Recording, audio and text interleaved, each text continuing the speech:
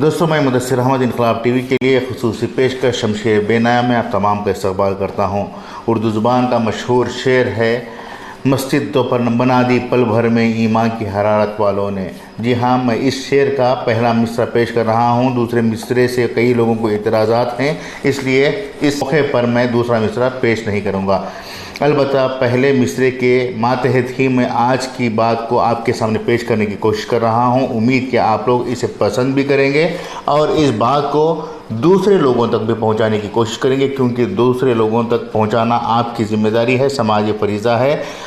हमारे यहाँ जो वीडियोस बनाए जाते हैं वो सोशल रिस्पॉन्सिबिलिटीज़ के तहत बनाए जाते हैं, ना कि एंटरटेनमेंट के लिए। आमतौर पर हम देखते हैं कि एंटरटेनमेंट के लिए बनाए जाने वाले वीडियोस, टिकटॉक के वीडियोस, यूट्यूब के वीडियोस जो है बहुत तेज़ी के साथ लोग फैलाते हैं और इस तरह के वीडियोस को शेयर करने को फरीज़ा समझते हैं, सवाब समझते हैं। लेकिन ये सवाब नहीं होता। सवाब तो सोशल रिस्पॉन्सिबिलिटीज़ और दीनी वीडियोस जो मालूमात पहुँचाते हैं उनको पहुँचाने से मिलता है।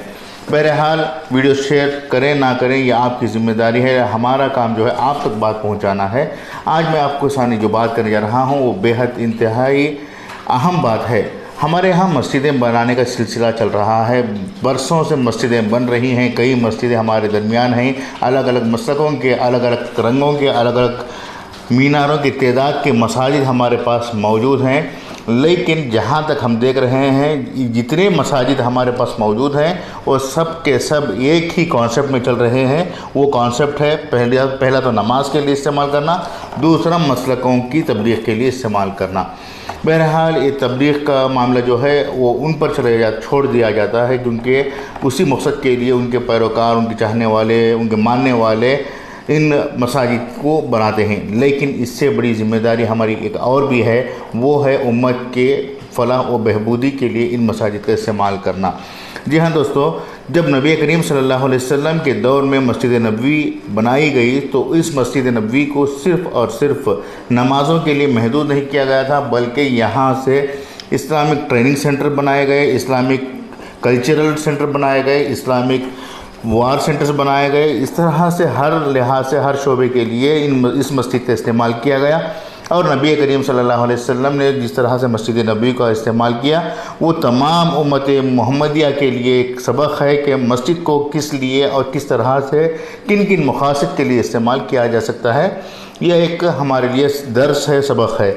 लेकिन हम लोग जो सुन्नत पर अमल करने की बात करने वाले हैं, इस सुन्नत पर अमल करने से हमेशा से गुरेज करते आ रहे हैं, जिसकी वजह ये है कि आजकल हमारे यहाँ जो मस्जिदें बनाई जा रही हैं, इन मस्जिदों के ज़िम्मेदारान, कमेटी के लोग ये नहीं चाहते कि कोई और इन पर आकर मुसल्लत हो जाए और कौम के लोग इनके कंधों पर चढ़कर आगे बढ़ जाएं। ये लोग नहीं चाहते, इसलिए मस्जिदों को सिर्फ़ और सिर्फ नमाज़ों के लिए महदूद बना दिया गया है, एक तरह से प्राइवेट लिमिटेड की तरह बनाया है, जिसकी वजह से आज कौम के करोड़ों रुपयों के, लाखों रुपयों के सरमाए से बनाई जाने वाली मस्जिदें सिर्फ नमाज तक की महदूद हो चुकी हैं, नमाज के लिए महदूद हो चुकी हैं। अगर इसके अलावा अगर हम देखते हैं कि इन मस्जिदों में नमाज़ों के अलावा और कुछ क्या काम होते हैं, तो आप देख सकते हैं कि मस्जिदों में जनाजा रखने की एक जगह होती है, निकाह के लिए दफ्तरनामा रखने के लिए होती है, इसके साथ साथ तलाक़ और खुला के मामलात के फ़ैसले करने के लिए मस्जिदों का इस्तेमाल किया जाता है। यही हमारे लिए सबसे बड़ी अहम चीज़ें हैं। लेकिन नबी करीम सल्लल्लाहु अलैहि वसल्लम ने जो दर्स दिया है उसके तहत हम मस्जिदों को इस्तेमाल नहीं करते। मौजूदा हालात को देखें कि किस तरह से दूसरी कौम के लोग अपने अपनी इबादतगाहों को पॉजिटिव लेकर काम करने के लिए इस्तेमाल कर रहे हैं। ईसाइयों के चर्च को जाइए तो आपको देखेंगे कि वहाँ पर इन चर्च के मातहत school, colleges, training centres, tailoring centres, इस तरह से अलग अलग शोबों में काम करने के लिए उस चर्च को इस्तेमाल किया जाता है। इसी तरह से गुरुद्वारों में भी बाकायदा सोशल इकनॉमिकल एक्टिविटीज़ के लिए इन गुरुद्वारों को इस्तेमाल करते हैं। इसी तरह से आजकल जो मंदिर हैं वो भी मठ का रुख इख्तियार कर चुके हैं। वहाँ पर धर्मशालाएँ हैं, वहाँ पर तरबियत दी जा रही है, तालीम दी जा रही है। हर तरह से इन मठों और धर्मशालाओं का इस्तेमाल हो रहा है। अगर कहीं इस्तेमाल नहीं हो रहा है तो वो सिर्फ़ मुसलमानों के मस्जिदों का इस्तेमाल नहीं हो रहा है। अगर मुसलमान इस बात को समझ लें कि हम लोग भी مسجدوں کا استعمال قوم کی فلاح و بہبودی کے لیے کر سکتے ہیں تو یقیناً مسلمانوں کے لیے کوئی ایسے سرکاری اداروں کی ضرورت نہیں پڑے گی جو بھیک میں ملتے ہیں یا پھر منت سماجت کر کے چاپلوسی کر کے ملتے ہیں۔ بہرحال ہماری مسجدوں کے ماتحت بیت المال قائم کیا جائے، مسجد کے ماتحت جو ہے نوجوانوں کی رہنمائی کے لیے خاص معاون کمیٹیوں کو تشکیل کی جائے۔ اس طرح سے مسجدوں کو ان کاموں کے لیے اگر استعمال کرنا شروع کر دیا جائے گا تو یقیناً مسلمانوں کو بہت بڑا فائدہ ہوگا، نوجوان نسلوں کی رہنمائی ہو سکے گی۔ بس ہمیں اس سلسلے میں غور و فکر کرنے کی ضرورت ہے۔